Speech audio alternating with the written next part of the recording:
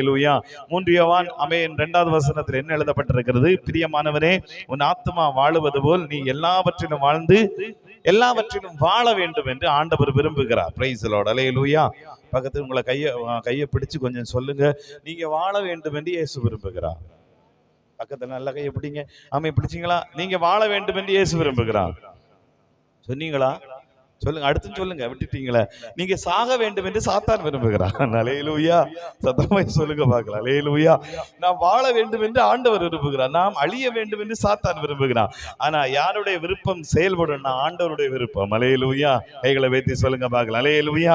நாம எல்லாம் வாழணும் அப்படிங்கிறத ஆண்டவர் விரும்புகிறார். சத்துரு இல்ல வாழக்கூடாது, அழியணும் அப்படின்னு விரும்புகிறார். ஆனா கர்த்தருடைய வசனம் சொல்லுது, நீங்க எல்லாவற்றிலும் வாழ்ந்து சுகமாயிருங்க. அல்லேலூயா. கடவுளால் அழைக்க மனிதர்கள் எல்லாவற்றிலும் வாழ்ந்துதான் சாகணும். அல்லேலூயா. சத்தமா கைகளை வச்சு அல்லேலூயா. ஆண்டியாய் பிறந்து ஆண்டியாய் சாக மாட்டேன். சொல்லுங்க பார்க்கலாம். அல்லேலூயா. தரித்திரனாய் பிறந்து தரித்திரனாய் சாக மாட்டேன். வியாதியாய் பிறந்து வியாதியாய் சாக மாட்டேன். ஒண்ணு இல்லாம பிறந்து ஒண்ணு இல்லாம சாக மாட்டேன். அல்லேலூயா. சொல்லுங்க பார்க்கலாம். அல்லேலூயா.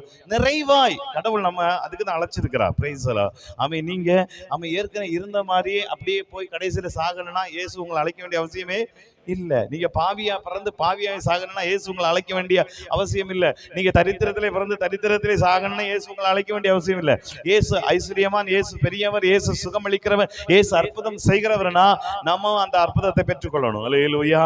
அப்ப பைபிள் என்ன சொல்லுதுன்னா, நீங்கள் எல்லாவற்றிலும் வாழும்படி கடவுள் உங்களை அழைச்சிருக்கிறார். எல்லாவற்றிலும் நீங்கள் வாழ வேண்டும். சங்கீதம் புத்தகம் 138வது புத்தகத்தை வாசிக்க கேட்டோம். அதுல என்ன எழுதப்பட்டிருக்கிறது? சங்கீதம் புத்தகம் 138வது புத்தகம், அதிலே ஆண்டவருடைய வசனம் 3வது வசனம் சொல்லுகிறது, நான் கூப்பிட்ட நாளிலே எனக்கு மறு உத்தரவு அருளினீர், என் ஆத்மாவிலே பலன் தந்து என்னை தைரியப்படுத்தினீர். ஆண்டவருடைய வசனம் சொல்லுது, நான் கூப்பிட்ட நாளிலே எனக்கு மறு உத்தரவு அருளினீர், என் ஆத்மாவிலே பலன் தந்து என்னை தைரியப்படுத்தினீர். ஆத்மாவுக்குள்ளாடி ஆண்டவர் பலன் தருகிறார் அப்படிங்கிற வசனத்தை நான் இன்னைக்கு தியானிக்க போகிறோம். கடவுள் நம்மை வாழ வைப்பதற்கு விரும்புகிறார். நம்முடைய ஆத்மா வாழ வேண்டும் என்று விரும்புகிறார். கர்த்தருக்கு மகிமை உண்டாகட்டும்.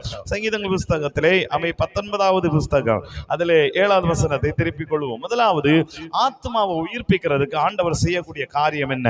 வேதம் சொல்லுகிறது, 19 சங்கீதம் 19 அதிலே 7வது வசனத்தில் எழுதப்பட்டிருக்கிறது, கர்த்தருடைய வேதம் குறைவற்றதும் ஆத்மாவை உயிர்ப்பிக்கிறதுமா இருக்கிறது. அல்லேலூயா. கைகளை வைத்து சொல்லுங்க. அல்லேலூயா.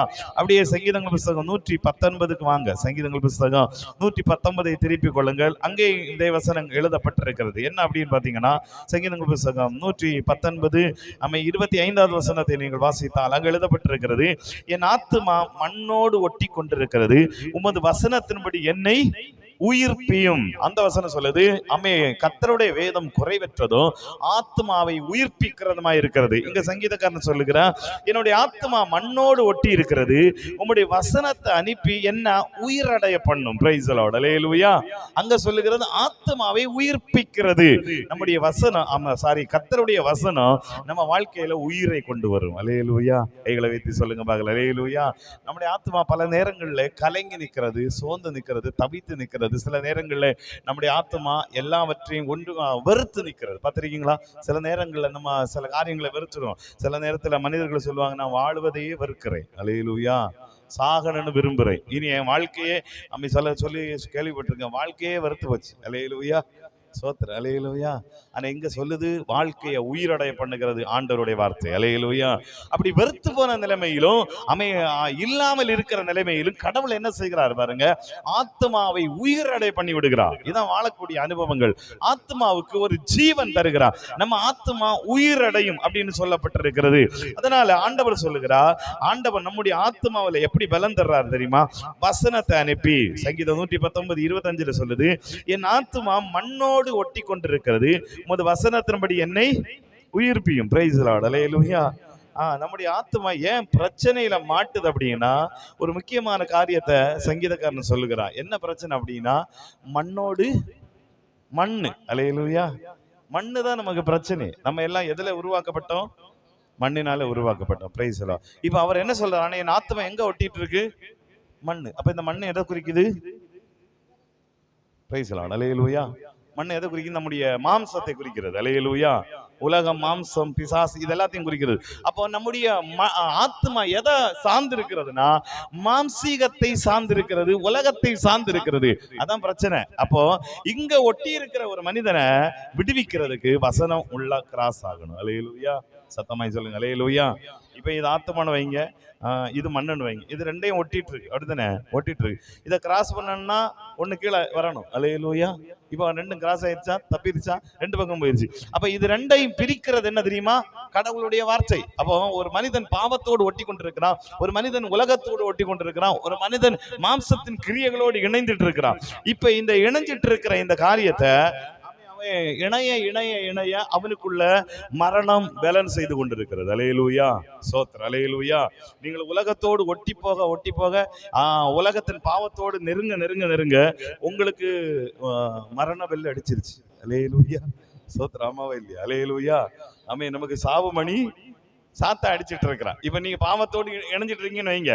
இப்ப ஒரு பாவத்துல இருக்கீங்க, அப்ப அவன் அங்க இருந்து பெல் அடிக்க நரகத்துல இருந்து 1 2 3 அடிச்சிட்டு இருக்கிறான். இப்போ என்ன ஆகுது தெரியுமா? நமக்கு சாவு மணி அவன் அடிச்சுக்கிட்டு இருக்கான். இப்ப அடிச்சிட்டு இருக்கிற இந்த சாவு மணியை கட் பண்ணணும்னா கிராஸ்ல ஒரு வசனம், வார்த்தை. அப்ப வார்த்தை வந்து உள்ள இறங்கும் போது அங்க பெல் அடி நிற்கும். சோத்ர அல்லேலூயா. சத்தமா கையை உயர்த்தி சொல்லுங்க பார்க்கலாம். பிசாசனுடைய மணி அடிக்கிறத எப்ப நிறுத்த முடியும்? ஏன் அடிக்கிறான் தெரியுமா? அவன் நம்ம நரகத்துக்கு சொந்தமாயிட்டோம். அப்ப அதுல இருந்து விடுவிக்கிறதுக்கு கர்த்தருடைய வார்த்தை சொல்லுது, வசனம் இறங்கி வந்து ரெண்டாய் விடுவிக்கிறது. இப்ப அவனுக்கு அவன் நம்ம மேல அதிகாரம் இல்லாததுனால் தானாவே அடிக்கிறத நிறுத்திடுவான். பக்கத்துல பார்த்து சொல்லுங்க, தானாவே நின்றுவான். அல்லேலூயா. பின்னாடி அம்மா ஒருத்தன் தான் இருக்காங்க, பின்னாடி தானாவே நின்றுடுவான். அல்லேலூயா. சோத்ர அல்லேலூயா. சாத்தா ரொம்ப போராடிட்டு இருப்பான். திடீர்னு கடவுள் கேப்ல வந்துட்டாருன்னா ஆளை காணாது. சோத்ர அல்லேலூயா. பாவத்திலிருந்து கர்த்தர் நம்மை விடுவிக்கிறார். இப்ப என்ன சொல்லுது பாருங்க, என் ஆத்மா மண்ணோடு ஒட்டிட்டு இருக்கு. அப்ப உலகத்தின் இச்சைகளோடு, பாவத்தோடு, மாம்சீகத்தின் கிரியைகளோடு ஒட்டிட்டு இருக்கு. இப்ப வசனம் வந்து என்னை உயிர்ப்பிக்கிறது. கைகளை வேத்தி சொல்லுங்க அல்லேலூயா. வார்த்தை வந்து உங்களை உயிர்ப்பிக்கிறது. ஆமே. ஆண்டவர் பலன் தந்து உங்க ஆத்மாவை உயிர்ப்பிக்கிறார். இரண்டாவது, நீ வேதத்தை வாசிக்கும் போது சங்கீதங்கள் புத்தகம் 25 நீங்கள் திருப்பிக் கொள்ளுங்கள். சங்கீதங்கள் புத்தகம் 25 நீங்கள் வாசிக்கும் போது அதுல ஆண்டவருடைய வார்த்தை சொல்லுது. 13வது வசனத்தை திருப்பிக் கொள்ளுங்கள். அங்க சொல்லுது, அவன் ஆத்துமா நன்மையில் தங்கும், அவன் சன்னதி பூமியை சுதந்தரித்துக் கொள்ளும். இரண்டாவது, கடவுள் எப்படி பலன் தர்றார் அப்படிங்கிற ஒரு வார்த்தை எழுதப்பட்டிருக்கிறது. எப்படி பலன் தர்றார் பாருங்க. அவன் ஆத்துமா நன்மையில் தங்கும், அவன் சன்னதி பூமியை சுதந்தரித்துக் கொள்ளும். அல்லேலூயா. கையை உயர்த்தி சொல்லுங்க அல்லேலூயா. நல்லா அசைச்சு சொல்லுங்க அல்லேலூயா. குளிர், வெளியில குளிர் இருக்கிறதுனால நம்ம கையை அசைக்கும் போது நம்ம ஹீட் ஆயிரும். அல்லேலூயா. சோத்ர ஆமென். ஆண்டவருக்கு மகிமை உண்டாகட்டும். பைபிள் சொல்லுது, ஆத்மாவுக்கு நன்மை தருவார் அப்படின்னு சொல்லாம ஆத்மா எங்க போய் உட்கார்ந்து இருக்குமா? எங்க இருக்குமா? நன்மையில் இல்லையா? வசனம் இருக்கா உங்களுக்கு? நன்மையில் சொல்லுங்களேன், தங்கும். அல்லேலூயா. இப்ப நான் ஒரு காரியத்தை சொல்றேன். இது 10 நன்மைன்னு வைங்க, இது ஒரு நன்மைன்னு வைங்க, இது 3 நன்மை. சரியா? இந்த நன்மை அப்படி இருக்கு, அதை என் பக்கத்துல இழுக்கிறது ஒன்று இருக்கு. அல்லேலூயா. இப்ப நன்மை இருக்கு, இங்க இருக்கு, இது நான் வைங்க. அல்லேலூயா. நான் போய் இங்க தங்கி இருக்கேன். எப்படி இருக்கும்? சோத்ர அல்லேலூயா. இதுக்கு சுத்தி நான் உள்ள உட்கார்ந்து இருக்கிறேன். இப்ப ஆண்டவர் சொல்ற, அவன் ஆத்துமா இங்க போய் உட்கார்ந்து இருக்கு. Praise God. ஹல்லேலூயா. அப்படின்னா உங்களை சுத்தி சுத்தி சுத்தி சுத்தி என்ன இருக்குமா? நன்மை இருக்கு. ஹல்லேலூயா. உங்க குடும்பம் நன்மையா இருக்கும், உங்க வீடு நன்மையா இருக்கும், உங்க வேலை நன்மையா இருக்கும், உங்க பிள்ளைகள் நன்மையா இருப்பார்கள், உங்க பெற்றோர்கள் நன்மையா இருப்பார்கள், கணவன் நன்மையா இருப்பார்கள், மனைவி நன்மையா இருப்பார்கள். சுத்தி எல்லாமே நன்மையாய் மாறும். ஆண்டவர் சொல்றாரு, கர்த்தர் யாருக்கு பலம் கொடுக்கிறாரோ அவன் போய் ஆத்மாவுக்குள் தன்மைக்குள்ளவே இருப்பான். அல்லேலூயா. சத்தமாய் கைகளை உயர்த்தி சொல்லுங்க அல்லேலூயா. கடவுள் உங்களை நன்மையின் நடுவிலே, நான் என்னுடைய பாசையின்படி நன்மையின் நடுவில் உட்கார வைப்பார். நன்மையின் நடுவில் உட்கார வச்சுன்னா இங்க குடும்பம் நல்லா இருக்கும், இங்க வேலை நல்லா இருக்கும், வீட்டுல நிம்மதியா இருப்பீங்க, எல்லா இடமும் சந்தோஷமா இருக்கும். அல்லேலூயா. 4 பக்கமும் நன்மை இருந்து நீங்க நடுவில் உட்கார்ந்து எப்படி இருக்கும்? சோத்திரம். அல்லேலூயா. கையை உயர்த்தி சொல்லுங்களேன். புரியுதா? புரிஞ்சவர்களுக்காய் கர்த்தர் சோத்திரம். அல்லேலூயா. 4 பக்கமும் நன்மை, எல்லா பக்கமும் நன்மையில நீங்க நடுவில் உட்கார்ந்து இருந்தா எப்படி இருக்கும்? ஆமே, அதுதான் சொர்க்கம். அல்லேலூயா. பலர் சொல்றாங்க சொர்க்கலோகம் மாதிரி இருக்குப்பா. சிலர் பூலோகத்திலே நல்லா வாழ்றாங்க. ஆமென். அல்லேலூயா. யார் வாழ்றாங்க தெரியுமா? கர்த்தருடைய பிள்ளைகள். ஆமென். பைபிள் சொல்லுது, ஆமென், மனைவி நன்மை அப்படின்னு பைபிள் எழுதப்பட்டிருக்கு. குடும்பம் நன்மைன்னு சொல்லப்பட்டிருக்கு. வேலை நன்மையான வேலைன்னு சொல்லிருக்கு. நன்மையான யாவற்றையும் கடவுள் நமக்கு தருவார். அப்ப ஆத்மாவுல பலன் வருவது நன்மை வரும். அடுத்தது சங்கீதங்கள் புஸ்தகம். சங்கீதங்கள் புஸ்தகம் 16 திருப்பிக் கொள்ளுங்கள். சங்கீதங்கள் புஸ்தகம் 16 நீங்கள் திருப்புங்கள். அதிலே 10வது வசனத்தை நீங்கள் வாசிக்கும் போது சங்கீதங்கள் புத்தகம் 16:10 அடுத்த ஆண்டவர் என்ன சொல்றாராம் பாருங்க. வேதத்தில் எழுதப்பட்டிருக்கிறது. அடுத்து கொடுக்கக்கூடிய பெரிய ஆசீர்வாதம் என்ன ஆசீர்வாதம்? என் ஆத்துமாவை பாதாளத்தில் விடீர், உம்முடைய பரிசுத்தவானை அழிவை காண விட்டீர். Praise God. அல்லேலூயா. எல்லாரும் கைகளை வைத்து சொல்லுங்க அல்லேலூயா. ஆமே, ஆத்துமா எப்படி வாழும்? ஆத்துமா இந்த பூலோகத்துல மாத்திரமல்ல, மறுமையிலும் நம்முடைய ஆத்துமா வாழும். ஆமே, அதை குறித்து இங்கு எழுதப்பட்டிருக்கிறது. என் ஆத்மாவை பாதாளத்தில் விடீர், உம்முடைய பரிசுத்தவானை அழிவை காண விட்டீர். சங்கீதம் 49 திருப்புங்க. சங்கீதம் 49 திருப்புங்க. அங்கு எழுதப்பட்டிருக்கிறது. சங்கீதம் 49:15 எழுதப்பட்டிருக்கு. ஆனாலும் தேவனின் ஆத்மாவை பாதாளத்தின் வல்லமைக்கு தப்புவித்து மீட்பார், அவர் என்னை ஏற்றுக்கொள்வார். வேதத்தில் என்ன எழுதப்பட்டிருக்கிறது? ஆனாலும் தேவனின் ஆத்மாவை பாதாளத்தின் வல்லமைக்கு தப்புவித்து மீட்பார். அந்த 16 எழுதப்பட்டிருக்கு. சங்கீதம் 16 அமே, ஆத்மாவை பாதாளத்தில் விடீர், உமது அமே பரிசுத்தவானை அழிவை காணவிட்டீர். இங்க 15வது அமே சங்கீதம் 49:15 சொல்லுது, தேவனின் ஆத்மாவை பாதாளத்தின் வல்லமைக்கு தப்புவித்து மீட்பா. இங்க ஒரு காரியத்தை புரிஞ்சுக்கணும். பாதாளத்துல நாம் போறதுக்கு காரணம் என்ன தெரியுமா? பாதாளத்துக்கு ஒரு வல்லமை இருக்கிறது. அல்லேலூயா. நரகத்துக்கு ஒரு வல்லமை இருக்கிறது. இப்ப நான் உங்களுக்கு சொல்றேனே, காந்தம் அப்படிங்கிற ஒரு காந்தம் இருக்கும். காந்தத்தை அங்க வச்சீங்கன்னா சுத்தி இருக்கிற இரும்பை எல்லாம் இழுக்கும். அப்படித்தானே? இப்போ ஒரு தீ எரிஞ்சிட்டு இருக்கு, திரை எரிஞ்சிட்டு இருக்குன்னா சுத்தி இருக்கிற எல்லா பேப்பர் அதெல்லாத்தையும் உள்ள இழுத்து அது எரிஞ்சுக்கிட்டே இருக்கும். ஆமென். Praise the Lord. அல்லேலூயா. இது மாதிரி பாதாளத்துக்கு ஒரு வல்லமை இருக்கு. நரகத்துக்கு ஜனங்களை சேர்த்து கொண்டிருக்கிற வல்லமை. அப்ப இந்த நரகத்துக்கு ஜனங்களை சேர்த்து கொள்ளுகிற வல்லமை இருக்கும்போது ஆண்டவர் சொல்றாரு, என்னுடைய ஆத்மாவை நீங்க அங்க விட மாட்டீங்க. அல்லேலூயா. அப்படியே மத்தேயு எழுதின சுவிசேஷம் 16வது அதிகாரத்தை திருப்பிக் கொள்ளுங்க. மத்தேயு எழுதின சுவிசேஷம் 16வது அதிகாரத்தை நீங்க திருப்புங்க. அதுல என்ன எழுதப்பட்டிருக்கிற 18வது வசனம் சொல்லுது பாருங்க. மத்தேயு எழுதின சுவிசேஷம் 16:18 என்ன எழுதப்பட்டிருக்கிறது? மேலும் நான் உனக்கு சொல்லுகிறேன், நீ பேதுருவாயிருக்கிறாய், இந்த கல்லின் மேல் என் சபையை கட்டுவே, பாதாளத்தின் வாசல்கள் அதை பிரைஸ் தி லார்ட். அல்லேலூயா. கையை உயர்த்தி சொல்லுங்க அல்லேலூயா. அவ்வளவு பேரையும் பாதாளத்துக்கு சாத்தான் கொண்டு போயிட்டு இருக்கிறான். பாதாளத்தின் வல்லமை அவ்வளவு பேரையும் பிடிச்சிட்டு இருக்கு. ஆனா இயேசு வந்து அதை ஸ்டாப் பண்றார். அல்லேலூயா. கையை உயர்த்தி சொல்லுங்க அல்லேலூயா. இயேசு வந்து பாதாளத்துக்கு நம்ம போகாம ஸ்டாப் பண்றார். எதை வச்சு ஸ்டாப் பண்றாரோ? வேதம் சொல்லுது, இந்த கல்லின் மேல் என் சபையை சபை. ஆமா, நல்லா புரிஞ்சுக்கணும். ஏன் சிலர் சொல்லுவாங்க, ஏன் சர்ச்சுக்கு வரணும், ஏன் ஆலயத்துக்கு வரணும்? நான் வீட்டுல இருந்தா இயேசு வரமாட்டாரா? வருவார். அல்லேலூயா. வீட்டுல ஜெபம் வருவாரா? வருவார். வீட்டுல ஆராய்ச்சி வருவாரா? படம் பார்த்தா வர மாட்டார். அல்லேலூயா. சோத்திர. வீட்டுல ஆராதிக்கணும், வீட்டுல ஜெபம் பண்ணணும், பண்ண மாட்டோம். அல்லேலூயா. நம்ம யாரெல்லாம் வீட்டுல நல்லா ஜெபம் பண்றீங்க சர்ச்சை மாதிரி, இதுக்குள்ள பாதி பேர் உறங்கி இருப்போம். ஆமென். அல்லேலூயா. இவ்வளவு நேரத்துல நமக்கு கொட்டாவி எல்லாம் வரும். சோத்திரம். அப்படித்தானே? கொஞ்ச நேரத்துல அப்படியே கண்ண தூங்கிடும். சிலருக்கு அப்படியே உட்கார்ந்துருப்போம், எங்கெல்லாமோ போவோம். அல்லேலூயா. அப்படியே உட்கார்ந்து இப்ப ஜோமனை உட்கார்ந்து போது நமக்கு தோணும், ஆமே இப்ப புயல் வருது, பெரிய புயலா இது மாறப்போகுது. எங்க ஜெபத்துல. அல்லேலூயா. ஆமென். ஜெபத்துலதான் இதெல்லாம் யோசிப்போம். அப்போ ஆண்டவர் அதனாலதான் சபையை உருவாக்கி வச்சிருக்கிறார். பைபிள் சொல்லுது, பாதாளத்தின் வாசல்கள் சபைகளை மேற்கொள்ள முடியாது. அதான் ஆண்டவர் சொல்றாரு, இந்த கல்லின் மேல் என் சபையை கட்டுவே, பாதாளத்தின் வாசல்கள் அதை மேற்கொள்ளாது. Price the Lord. அல்லேலூயா. சபை ரொம்ப முக்கியம், ஆராதனை ரொம்ப முக்கியம், தேவ சமூகம் ரொம்ப முக்கியம். ஏன்னா இந்த பாதாளத்தை தடுக்கிறது, பாதாளத்தின் வல்லமையை தடுக்கிறது சபை மேலதான் இருக்கிறது அதிகாரம். ஆமென். Praise the Lord. அல்லேலூயா. அதனாலதான் கடவுள் சபையை உருவாக்கி வச்சிருக்கிறார். ஆண்டவர் சபையை ஏற்படுத்திட்டு தான் போயிருக்கிறார். சத்தமா கைகளை உயர்த்தி அல்லேலூயா. சபைக்கு எல்லாத்தையும் ஆயத்தப்படுத்திட்டு தான் அவர் போனாரு. ஆவியானவர் வந்து சபையை உருவாக்கினார். கையை உயர்த்தி சொல்லு. Praise the Lord. அல்லேலூயா. இங்க பைபிள்ல எழுதப்பட்டிருக்கிறது, பாதாளத்தின் வல்லமைக்கு என்னை தப்புவியும். சங்கீதம் 49 எழுதப்பட்டிருக்கு. அதுக்கு என்ன தப்புவிக்கிறதுக்கு ஆண்டவர் கொடுக்கிற பெரிய ஐடியா என்ன தெரியுமா? பாதாளத்தின் வாசல்கள் சபைகளை மேற்கொள்ளவே உண்மையாய் ஆராதிக்கிற, உண்மையாய் தேவனை தேடுகிற எந்த மனிதனையும் அவன் தான் சபை. அல்லேலூயா. அவனை பாதாளத்தின் வல்லமைகள் சத்தமாய் சொல்லுங்க பார்க்கலாம். அல்லேலூயா.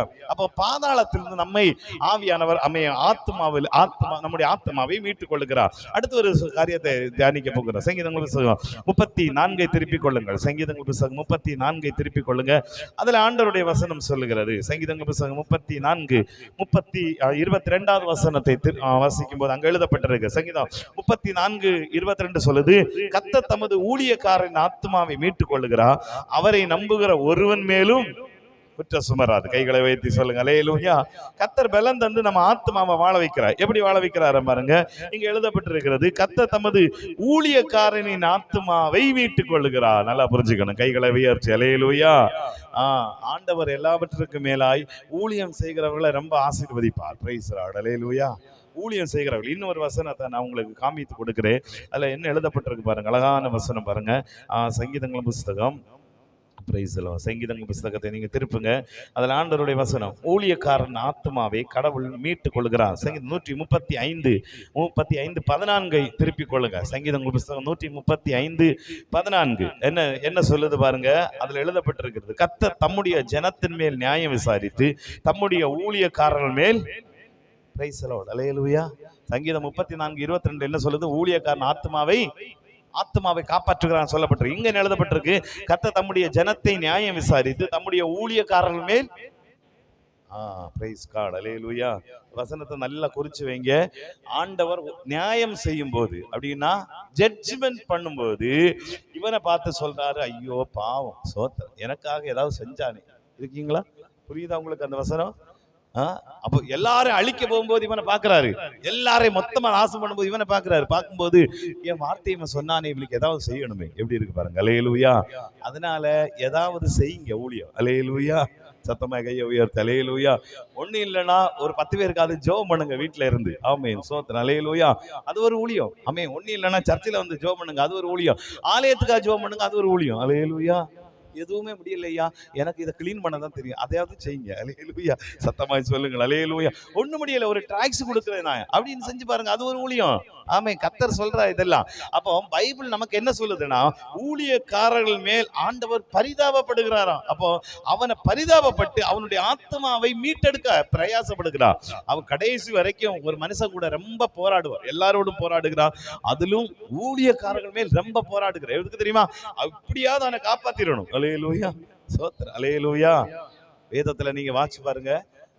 யூதாஸ் காட்டி கொடுக்க போறது வரைக்கும் கடவுள் அவன் ரொம்ப நேசித்தார்னு எழுதப்பட்டிருக்கு. எப்படியாவது இவனை காப்பாத்திரலாம் அப்படின்னு தான் வச்சிருந்தாரு. அவன் மேல் அன்பு கூர்ந்து அவன்கிட்ட ரொம்ப பேசுறாரு. அல்லேலூயா.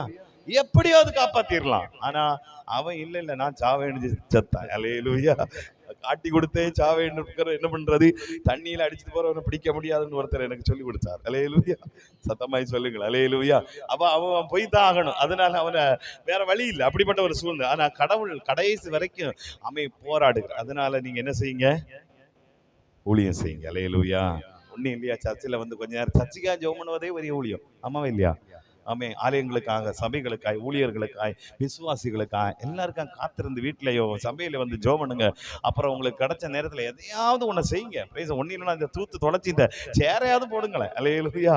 10 ஆத்மாவுக்கு வந்து ஆண்டவர் ஆராதிப்பதற்கு வந்து சேரையே போடுங்களேன். கர்த்தர் உங்களை ஆசீர்வதிப்பா. கடவுள் உங்களை பார்க்கிறார், யாரும் உங்களை பார்க்கல, இயேசு உங்களை பார்க்கிறார். நம்புறவங்க மாத்திரம். அல்லேலூயா. ஒரு அழகான ஒரு கதையை நான் வாசிச்சேன். அது நடந்த சம்பவம்னு சொன்னாங்க. ஒரு மனிதன் ஒரு நாள் சர்ச்சுக்கு போறார். சர்ச்சுக்கு போகும்போது அந்த மனிதன் வெளிநாட்டில் நடந்தது. ஒரு இடத்துல பின்னாடி பெஞ்சில் போய் உட்காந்து அந்த பெஞ்சில் போய் உட்காந்து அப்படியே ஆண்டவரை சோத்திரம் பண்ணிட்டே இருக்கும்போது திடீர்னு ஒரு ஆளை பார்க்குறாராம்.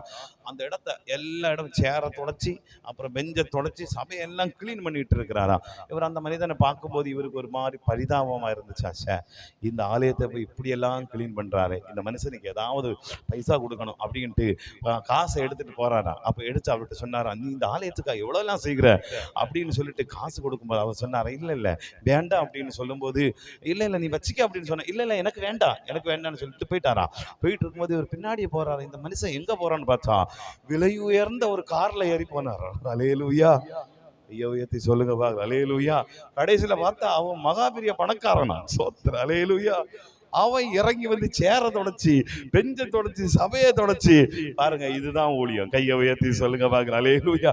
இயேசுவே சொன்னார், முதன்மையா இருக்க விரும்புகிறவன் எல்லாருக்கும் பணிவிடைக்காரனாய், எல்லாருக்கும் பணிவிடைக்காரன். அதான் பெரிய ஊழியம்.